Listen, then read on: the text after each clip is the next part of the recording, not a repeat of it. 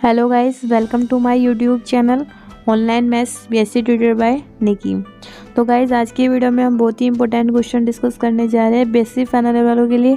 तो अगर आपको ये वीडियो अच्छी लगे तो प्लीज़ इसे लाइक करें और चैनल को सब्सक्राइब जरूर करें। अब से आपकी रेगुलर सीरीज़ आएगी। तो आइए गाइस, स्टार्ट करते हैं। तो देखो, पहला क्वेश्चन आपको दे रखा है, an assignment problem is a special case of M cross N transportation problems in which, यानी कि जो आपका असाइनमेंट प्रॉब्लम होता है वो ट्रांसपोर्टेशन प्रॉब्लम का ही पार्ट होता है। लेकिन डिफरेंस ये होता है कि जो आपका असाइनमेंट प्रॉब्लम होता है इसमें आपके पास जो होता है मैट्रिक्स, उसके अंदर आपके m की वैल्यू n के इक्वल होती है। बट जो आपका ट्रांसपोर्टेशन प्रॉब्लम होता है इसमें कंडीशंस होती है, इसमें m और n इक्वल भी हो सकते हैं और नहीं भी हो सकता है। लेकिन असाइनमेंट जो प्रॉब्लम होती है इसमें आपके m जो होता है वो n के इक्वल होते हैं। m और n है क्या? देखो गाइस, जैसे मैंने यहाँ पे कोई मैट्रिक्स ले लिया 2 5 6 4, ठीक है। अब जो ये आपका मैट्रिक्स है ये क्या है? 2/2 का है। अब यहीं से पता चल रहा है कि इसकी रो भी 2 है, कॉलम भी 2 है, यानी कि m और n दोनों इक्वल है। अगर इक्वल है तो दैट मीन्स क्या है? ये असाइनमेंट प्रॉब्लम है। लेकिन अगर मेरे पास कोई एक ऐसा मैट्रिक्स आ जाए 2 3 5 4 7 6, तो इसके अंदर 2 तो रोज है लेकिन कॉलम 6 है, यानी कि कितना, कौन सा मैट्रिक्स है? 2/3 का मैट्रिक्स है, ठीक है। तो ये 2/3 का मैट्रिक्स है, दैट मीन्स इसमें 2 भी अलग है और 3 भी अलग है। तो ये ट्रांसपोर्टेशन प्रॉब्लम है। तो ट्रांसपोर्टेशन प्रॉब्लम में कोई कंडीशंस नहीं होती, m और n इक्वल भी हो सकता है, नहीं भी। लेकिन असाइनमेंट प्रॉब्लम जो होता है उसमें m जो आपका वो n के इक्वल होना ज़रूरी है। तो पहला ऑप्शन आएगा इसमें। तो नेक्स्ट देखो, जैसे दे रखा है इसमें, in basic feasible solutions of M cross N transportation problems the number of positive allocation is at most, यानी कि अगर आपका सॉल्यूशन बेसिक फिजिबल आता है, दैट मीन्स कोई सॉल्यूशन आपको मिल रहा है ट्रांसपोर्टेशन प्रॉब्लम में, तो उसके अंदर जो नंबर ऑफ पॉजिटिव एलोकेशंस होगी वो क्या होगी? देखो, नंबर ऑफ पॉजिटिव एलोकेशन होता है, सपोज करो अगर मेरे पास ये कोई मैट्रिक्स है 2 5 6 7 4 3, ठीक है। सपोज ये मेरे पास कोई एक मैट्रिक्स है और इस जो मैट्रिक्स है मेरे पास ये ट्रांसपोर्टेशन प्रॉब्लम है, क्योंकि इसमें आपका जो ये रो है वो 2 है और कॉलम है 3, 2/3 का मैट्रिक्स है, ठीक है। अगर हम इसे सोल्व करें, ठीक है, बाय एनी मेथड, कोई भी मेथड से आप कर सकते हैं, तो जो नंबर ऑफ पॉजिटिव एलोकेशन, इस पॉजिटिव एलोकेशंस का मतलब होता है कि जो आपके यहाँ पे आप वैल्यू देते हो ना, जैसे यहाँ पे आपके पास होती है सप्लाईज और यहाँ पर होती है डिमांड। तो जब आप सप्लाईज या डिमांड करते हो तो यहाँ से वैल्यू यहाँ पे रखी जाती है। तो जो यहाँ पे ये वैल्यू रखी जाती है, जहाँ पर वैल्यू आती है, ये क्या होती है? इसका फॉर्मूला होता है m + n - के 1, यानी कि 2 + 3 - के 1, ठीक है। तो ये होता है, m + n - 1 का मैट्रिक्स, ठीक है। तो ये फॉर्मूला याद रखना। देखो, इसमें नंबर ऑफ एलोकेशन कितनी बनेगी? 5 - 1 यानी कि 4। नंबर ऑफ पॉजिटिव एलोकेशन इसकी कितनी बनेगी? 4 बनेगी। तो ये फॉर्मूला याद रखना कि अगर हमें नंबर ऑफ पॉजिटिव एलोकेशंस निकालनी होती है, जिसके बेसिस पे आप सॉल्यूशन का इक्वल करके आंसर निकालते हो, उसे हम पॉजिटिव एलोकेशन बोलते हैं, और उसका फॉर्मूला होता है m + n - 1, ठीक है। नेक्स्ट देखो, the solution under test will be optimals in transportation problem if all cell evaluations are, यानी कि सेल इवेल्यूशंस होता है जो आपका डेल्टा IJ होता है, ठीक है, इसे हम सेल इवेल्यूशंस बोलते हैं। अब जो सेल इवेल्यूशन, अब आपने इसमें क्या किया? ट्रांसपोर्टेशन प्रॉब्लम में जब आपने टेस्ट किया, ठीक है, कोई सा भी टेस्ट लगा सकते हो आप, लोवेस्ट कॉस्ट मेथड लगा सकते हो या फिर अदर कोई मेथड लगा सकते हो, जैसे कि पेनल्टी मेथड लगा लिया आपने, ठीक है। इसमें 3 तरह के मेथड आप पढ़ोगे। तो हमने कोई मेथड लगाया और सॉल्यूशन हमारा ऑप्टिमल आया। तो जो सेल इवैल्यूएशन होता है, सेल इवैल्यूएशन मतलब कि डेल्टा IJ, वो ऑप्टिमल सॉल्यूशन ऑप्टिमल कब आएगा? जब डेल्टा IJ हमारा क्या होगा? जब आपका डेल्टा IJ अगर ग्रेटर देन और इक्वल्स टू 0 हो जाए, तो दैट मीन्स क्या होगा कि आपका सॉल्यूशन जो है वो ऑप्टिमल होगा, ठीक है। लेकिन अगर हम बात करें कि अगर आपका ये जो डेल्टा IJ है, यानी कि जो आपका डेल्टा IJ है, अगर ये आपका लेस देन आ जाए 0, तो दैट मीन्स इसके कोई भी सॉल्यूशन होना पॉसिबल नहीं है। तो इसका पॉसिबल सॉल्यूशन कब है, जब ग्रेटर देन इक्वल्स टू 0। ठीक है, आई बात समझ में। नाउ नेक्स्ट देखते हैं। तो देखो गाइस, जो नेक्स्ट क्वेश्चन आपको दे रखा है, the necessary and the sufficient conditions for the existence of feasible solution of transportation problem is, यानी आपको नेसेसरी और सफिशिएंट कंडीशन बतानी है ट्रांसपोर्टेशन प्रॉब्लम के फिजिबल होने की। ठीक है, तो देखो गाइस, इसका क्या मतलब है कि फिजिबल सॉल्यूशन, देखो जैसे सपोज करो मैंने कोई एक यहाँ पे टेबल बना ली, ठीक है, और यहाँ पे मुझे दे रखा है 1 3 4 6 7 8, ठीक है, और यहाँ की साइड मैंने अभी आपको बताया जस्ट यहाँ पे सप्लाई दी जाती है, यहाँ पर डिमांड दी जाती है। तो जो सप्लाईज होती है उसे हम क्या करते हैं, AIJ से डिनोट करते हैं, AI से, और जो D है हमारा इसे हम किससे डिनोट करते हैं, BJ से डिनोट करते हैं। ठीक है, इसे AI से डिनोट करते हैं, इसे हम BJ से डिनोट करते हैं।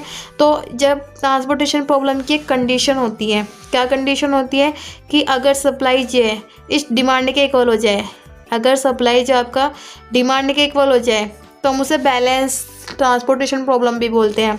तो दैट मीन्स कि आपका AI अगर BJ के इक्वल हो जाए तो उसे हम क्या बोलेंगे, उसे हम बोलेंगे कि आपका जो ट्रांसपोर्टेशन प्रॉब्लम है वो बैलेंस है। और जब बैलेंस होता है तो क्या होता है, उसके कोई ना कोई वैल्यू एग्जिस्ट करती है, यानी कि उसके फिजिबल सॉल्यूशन प्रोवाइड होते हैं। ठीक है, तो यानी कि ऑप्शन नंबर A आएगा आपका, क्योंकि AI दैट मीन्स क्या है, हमारी सप्लाईज, और BJ यानी कि हमारी क्या है, डिमांड। तो सप्लाईज और डिमांड अगर इक्वल हो जाती है तो हम उसे क्या बोलते हैं, ट्रांसपोर्टेशन प्रॉब्लम बोलते हैं कि ये बैलेंस हो गया, और जब बैलेंस होती है तो उसके कुछ ना कुछ सॉल्यूशन आपको मिलेंगे।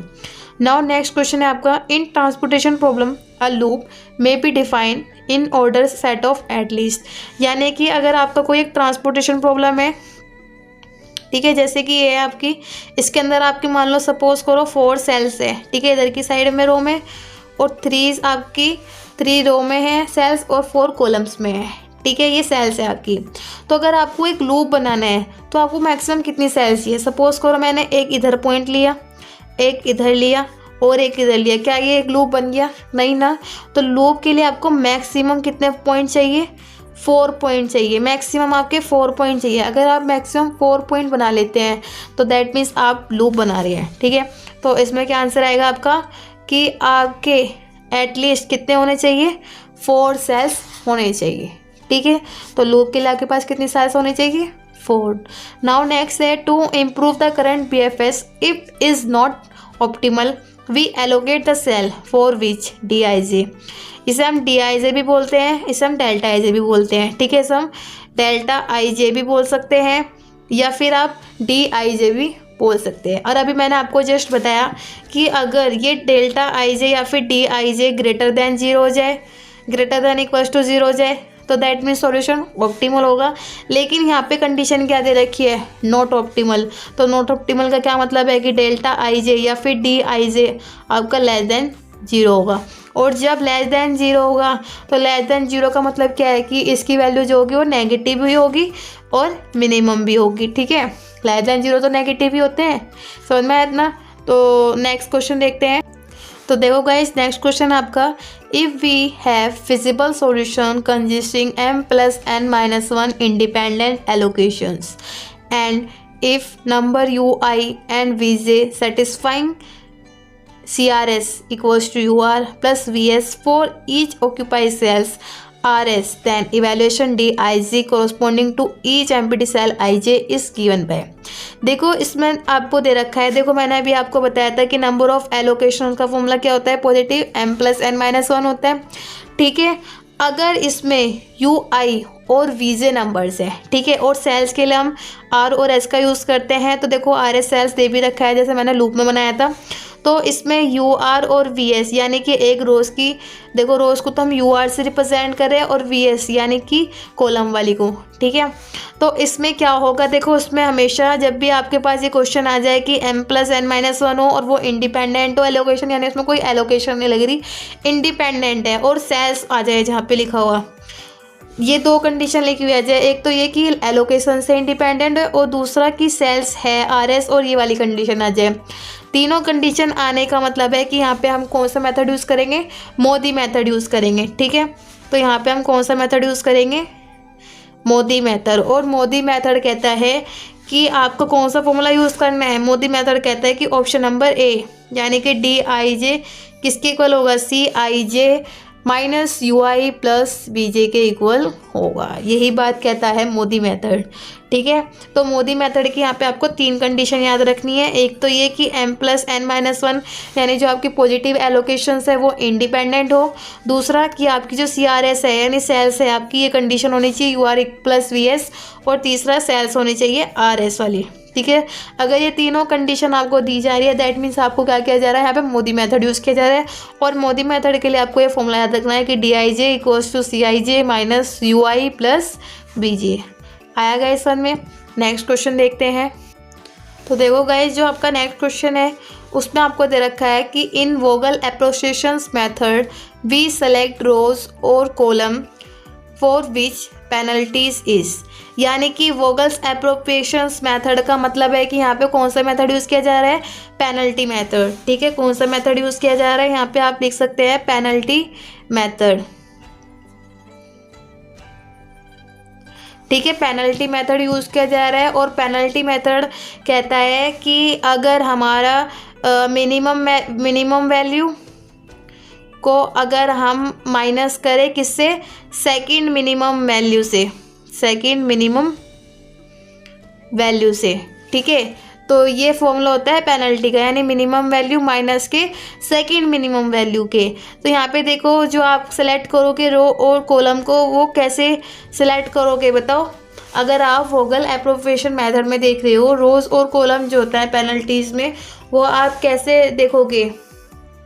हमेशा याद रखना कि अगर आप पेनल्टी मेथड यूज़ कर रहे हैं तो आप वहाँ पर सबसे पहले क्या करेंगे, लार्जेस्ट वैल्यू को चूज़ करेंगे। ठीक है, लार्जेस्ट पेनल्टी देखेंगे कि सबसे लार्जेस्ट पेनल्टी कौन है, रोज और कॉलम के अकॉर्डिंग। ठीक है, तो इसलिए ऑप्शन नंबर क्या आएगा, यहाँ पे ए आएगा, लार्जेस्ट। क्योंकि आप यहाँ पे लार्जेस्ट वैल्यू देखोगे कि किसकी लार्जेस्ट पेनल्टी है, और जिसकी पेनल्टी है उसे हम सेलेक्ट करेंगे।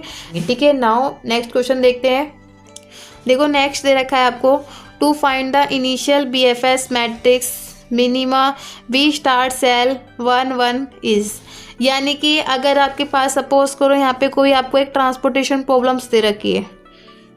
ठीक है, और मैंने इसे मान लिया कि हमारे पास ऐसा दे रखी है 5 7 6 3 4 2 7 3 और 1।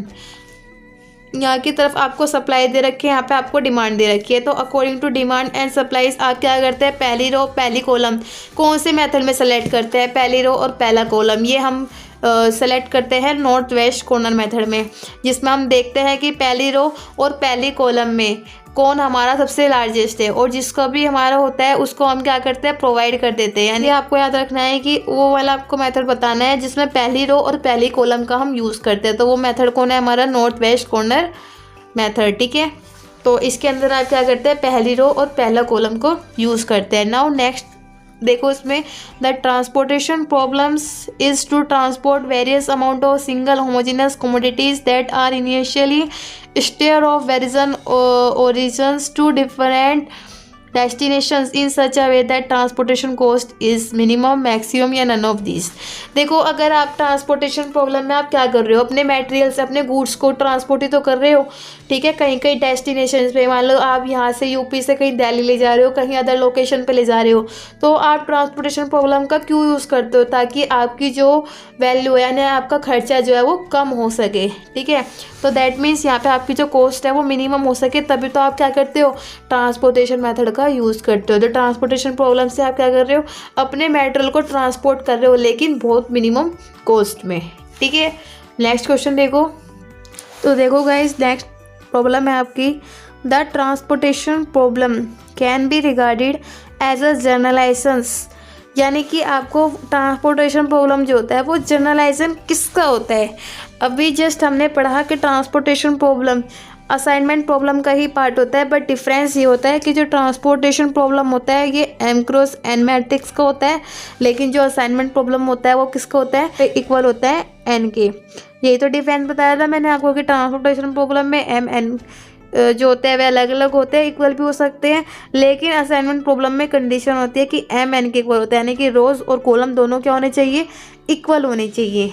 ठीक है, तो यहाँ पे ये जनरलाइजेशन होता है, किसका जनरलाइजेशन होता है, असाइनमेंट प्रॉब्लम ट्रांसपोर्टेशन प्रॉब्लम का ही पार्ट होता है। ठीक है, नाउ नेक्स्ट है, a feasible solution of m cross n transportation problem is said to be non degenerate basic solution if number of positive allocation is exactly equal to. देखो सबसे पहली बात जो ये वर्ड लिखा है नॉन डिजनरेट बेसिक सॉल्यूशन, इसका मतलब जान लीजिए। इसका मतलब होता है वे सॉल्यूशन जिनके पास कोई भी वैल्यू ज़ीरो नहीं होनी चाहिए। अगर डिजनरेट आता है दैट मीन्स उसके पास कोई ना कोई एक वैल्यू ज़ीरो होगी, लेकिन यहाँ पर हम बात कर रहे हैं नॉन डिजनरेट की, यानी कि कोई भी वैल्यू उसमें ज़ीरो नहीं है।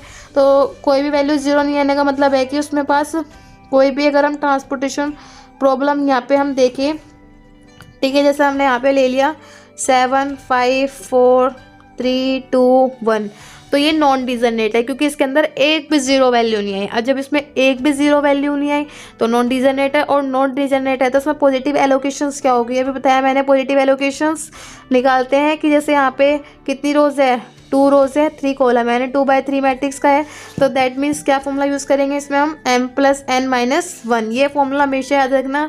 इस पर एक क्वेश्चन आता है कि आपको बताना है पॉजिटिव एलोकेशन होती क्या है, m + n - 1, यानी जो आप यहाँ पर ट्रांसफ़र करते हैं ना सप्लाईज और डिमांड को देखकर, जो यहाँ पे आप मैटर के अकॉर्डिंग ट्रांसफ़र करते हैं, this is the positive allocation. ठीक है, नाउ नेक्स्ट है, by north west corner method we always get a. देखो अगर आप north west corner method use करते हैं, डिजनरेट बेसिक फिजिबल सॉल्यूशन पाओगे, बेसिक फिजिबल सॉल्यूशन पाओगे, या डिजनरेट बेसिक फिजिबल सॉल्यूशन पाओगे। तो अभी मैंने आपको बताया गाइस कि जैसे सपोज ये वाला एग्जांपल है, तो इसमें मैंने अभी आपको बताया कि जिसमें हम पहली रोज और पहली कॉलम का यूज़ करते हैं, यानी कि पहली रो और पहला कॉलम यूज़ करते हैं, सब नॉर्थ वेस्ट कॉर्नर बोलते हैं, और इसके अंदर हम क्या मिलता है हमें solution, non degenerate basic feasible solution मिलता है, क्योंकि नॉन डिजनरेट होना बहुत ज़रूरी होता है इसमें। ठीक है, तो इसलिए हम क्या यूज़ करेंगे, non degenerate basic feasible solution. और बेसिक फिजिबल सॉल्यूशन के लिए मैंने आपको कंडीशन बताई थी कि अगर Dij हमारा ग्रेटर देन इक्वल टू 0 होता है तब ऑप्टिमल होता है, अगर नहीं होता है लेस देन 0 होता है तो देन उसका कोई बेसिक फिजिबल सॉल्यूशन नहीं होता है। ठीक है, तो यहाँ पे आपका non degenerate basic feasible solution आएगा। समझ में आया। नेक्स्ट क्वेश्चन देखो जो नेक्स्ट क्वेश्चन दे रखा है, the degeneracy of transportation problems occur whenever the number of individual allocations, यानी कि आपकी अगर डिजनरेसी हो जाए ट्रांसपोर्टेशन प्रॉब्लम में, ठीक है, तो जो आपके नंबर ऑफ इंडिविजुअल एलोकेशंस होंगे वे क्या होंगे बताओ। देखो उसका मतलब भी यही होगा कि इक्वल टू m + n - 1 ही होंगे। ये आपको याद रखना है कि पॉजिटिव एलोकेशन में चाहे डिजनरेसी हो चाहे कोई भी कंडीशन हो, आपका जो वैल्यू आएगा वो क्या आएगा, m + n - 1। ठीक है, जहाँ पर आपकी जो ये m है ये रोज़ है और n जो आपके क्या है ये कॉलम्स है। ठीक है, समझ में आया। तो नेक्स्ट क्वेश्चन देखो, in transportation problem the solution under test will be optimal and unique if cell evaluatings are। देखो ट्रांसपोर्टेशन प्रॉब्लम में जब हम टेस्ट करते हैं तो सॉल्यूशन ऑप्टिमल आ रहा है, ठीक है, और दूसरा यूनिक पे आ रहा है, तो जो आपका सेल इवैल्यूएशंस होगा वो क्या होगा ये बताओ मुझे, बोलो। अगर हमारा टेस्ट लगाने पे हमारा ऑप्टिमल आ रहा है, चलो ऑप्टिमल की तो हमें कंडीशन पता है कि ऑप्टिमल की कंडीशन क्या होती है, ग्रेटर देन और इक्वल टू 0 होना चाहिए, क्या Dij या फिर Δij दोनों एक ही बात है। ठीक है, अगर ग्रेटर देन इक्वल टू 0 आया दैट मीन्स ऑप्टिमल है, लेकिन अब ऑप्टिमल के साथ आपका यूनिक भी आ रहा है, तो जहाँ पर यूनिक वाली कंडीशन आ जाए तो वहाँ पर हम ग्रेटर देन 0 का यूज़ करेंगे। ठीक है, तो यानी कि ऑप्शन नंबर बी आपका क्या होगा यहाँ पे राइट होगा। तो ऑप्शन नंबर बी यानी ग्रेटर देन इक्वल टू 0 पे आपका सॉल्यूशन कैसा होगा, ऑप्टिमल भी होगा लेकिन यूनिक भी होगा। ठीक है, नाउ नेक्स्ट है, in Vogel transportation problem the difference of smallest and second smallest cost. देखो अभी बताया था मैंने आपको minimum value minus second minimum value कौन से मेथड में होता है, पेनल्टी मेथड में। ठीक है, तो यहाँ पे पेनल्टी मेथड आपका आएगा। तो अभी बताया था मैंने आपको पेनल्टी मेथड कहता है कि सबसे मिनिमम वैल्यू लो सबसे मिनिमम वैल्यू लो और उसे माइनस कर दो सेकंड मिनिमम वैल्यू। तो देखो सेकंड मिनिमम वैल्यू का मतलब है उससे के बाद जो सेकंड मिनिमम वैल्यू है उसको, तो याद में कि मिनिमम वैल्यू ज़्यादा बड़ी होगी उससे। तो अगर मिनिमम वैल्यू को हम सेकंड मिनिमम वैल्यू से डिफरेंस करें तो this method is known as penalty method. तो नेक्स्ट क्वेश्चन आपका, in computational procedures of optimally test we choose that UI या Vj equals to 0 for which corresponding rows or column has the number of individual allocations। देखो question में आपको कह रखा है कि अगर आप टेस्ट करते हैं, ठीक है, और सॉल्यूशन आपका आ रहा है ऑप्टिमली।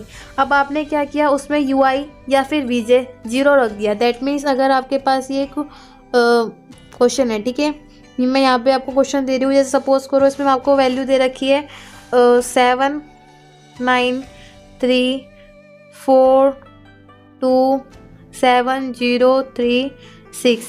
देखो मैंने यहाँ पे 0 क्यों लिया, इसमें कंडीशन दे रखी है UI मीन्स रोज़ और Vj यानी कॉलम, यहाँ पे लिख भी रखा है रोज़ या कॉलम।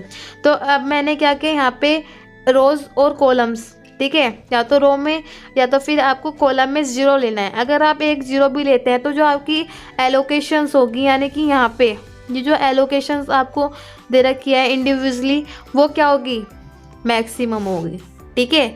तो इसमें क्वेश्चन में ये दे रखा है कि अगर हम इसमें टेस्ट लगाए और सॉल्यूशन आपको ऑप्टिमली आए और हमने उसमें से UI और Vj अगर 0 कर रहा है तो नंबर ऑफ इंडिविजुअल एलोकेशंस क्या होंगे आपके, मैक्सिमम होंगे, ठीक है।